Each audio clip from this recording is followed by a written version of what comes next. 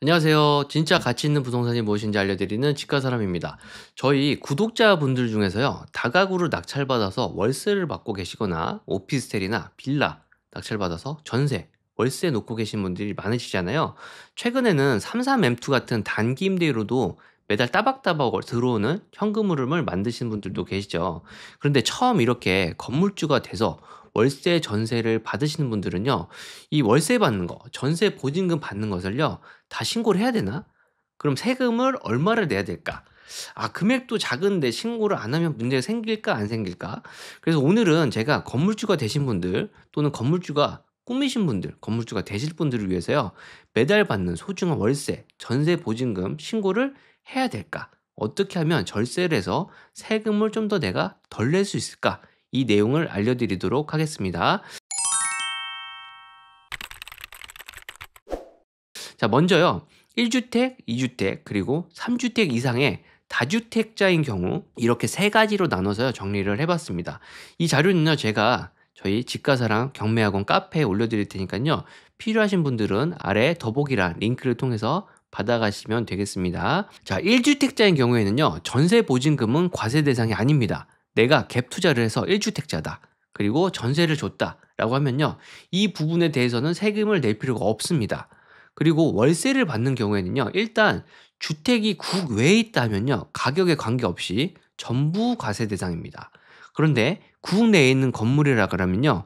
기준 시가가 12억 원 이하인가 초과인가에 따라 달라집니다. 자, 기준 시가가 12억 원 이하라면요. 월세 받는 부분이 과세 대상이 아닙니다. 자, 기준 시가가 12억 원 초과라면 과세 대상이 됩니다. 여기서 기준 시가는요. 부동산 공시가격 알림이 사이트의 공동주택 공시가격을 말합니다. 그러니까 1주택자로 전세를 놓았다. 또는 기준 시가가 12억 원 이하인 집에 월세를 줬다라고 하면 과세 대상이 아니에요? 과세 대상이 아니죠. 이렇게 생각하시면 됩니다. 기준 시가가 12억 원 초과라면요. 월세를 줬을 경우에는요. 그 부분은 과세 대상이 되는 겁니다. 자, 다음은 2주택자의 경우를 한번 볼게요. 자, 2주택자라면요. 보통 한 개의 주택에서는 실거주를 하고 나머지 한 개를 전세나 월세를 임대차를 주겠죠. 또는 두 개 주택을 전부 임대차를 주고 본인은 다른 곳에서 전세나 월세로 거주하는 형태를 띄웁니다. 자, 2주택자인 경우에도 전세를 줬다면요. 과세 대상이 아닙니다. 하지만 월세는 과세 대상입니다. 자, 1주택자일 때는 기준 시가가 12억 원 초과인 월세에 대해서만 과세 대상이었죠. 그런데 2주택자일 때는요. 기준 시가가 관계없이 모든 월세가 과세 대상이 된다는 점이 다른 부분입니다. 그러니까 내가 2주택자다. 그럼 둘 다 전세로 세팅을 하는 것이 유리하겠죠. 자, 다음은 3주택자의 경우를 한번 볼게요. 조금 계산이 복잡해집니다. 40제곱미터 이하인 주택으로서요. 해당 과세 기간의 기준 시가가 2억 원 이하인 주택을 소형주택이라고 합니다. 이 조건을 만족하지 않은 비소형주택을요. 3채 이상 보유하고 있는 경우에 전세 보증금의 합계가 3억 원을 초과할 경우에는 과세 대상이 됩니다. 이때 전세 보증금에 대해서 과세하는 것이 아니라요. 간주 임대료라는 개념을 적용해서 과세를 하게 되는데, 자, 간주 임대료 계산식은 제가 뒤에서 조금 더 자세하게 설명해 드리도록 하겠습니다. 자, 그럼 비소형 주택을 3채 이상 보유하고 있다. 그런데 전세 보증금 합계가 3억 원 이하다. 이런 경우는 어떨까요? 이때는 과세 대상이 아닙니다. 자, 두 가지 조건에 모두 해당하는 경우에 과세 대상이 된다는 점 유의하시기 바라요. 또 3주택 이상의 다주택자인 경우 전부 소형주택이다. 40제곱미터 이하인 주택이고 기준 시가도 2억 원 이하다라고 하면 이 경우에도요. 전세 보증금에 대해서는 과세 대상이 아닙니다. 자, 하지만 3주택자가요. 월세를 받고 있다라고 하면 소형이든 비소형이든 관계없이 모든 월세가 과세 대상이 됩니다. 자, 간주 임대료에 대해서 조금 더 자세히 설명을 드릴게요. 자, 우리가 전세를 놓으면 전세 보증금이라는 목돈을 한 번에 받게 되죠. 이 부분을 월세 개념으로 전환해 가지고요. 간주 임대료를 산정하게 됩니다. 자, 계산식은요. 보증금 마이너스 3억 원에 적수에다가 60%를 곱하고 365로 나눈 뒤 3.5%를 곱합니다. 자, 여기서 임대사업 부분 발생 금융수익을 제외한 금액이 간주 임대료인데요. 자, 임대사업 부분 발생 금융수익은 거의 없으니까요. 생각을 안 하셔도 됩니다. 자, 식이 좀 복잡하죠? 그럼 예시를 보면서 좀 더 설명을 드릴게요. 이렇게 A, B, C주택 3개의 주택을 소유한 다주택자입니다. 자, 귀속은 24년이고요. 이 주택들은 전부 비소형 주택이라고 할게요. 자, 그리고 보증금이 각각 1억 5천, 1억, 3억 5천, 합계가 3억을 초과하니까 간주 임대료를 적용해야 되는데요. 자, 이 경우에 보증금이 가장 큰 C주택에서 3억 원 보증금을 제하고 계산하는 겁니다. 자, 모든 주택의 보증금에서 3억을 빼는 게 아니에요.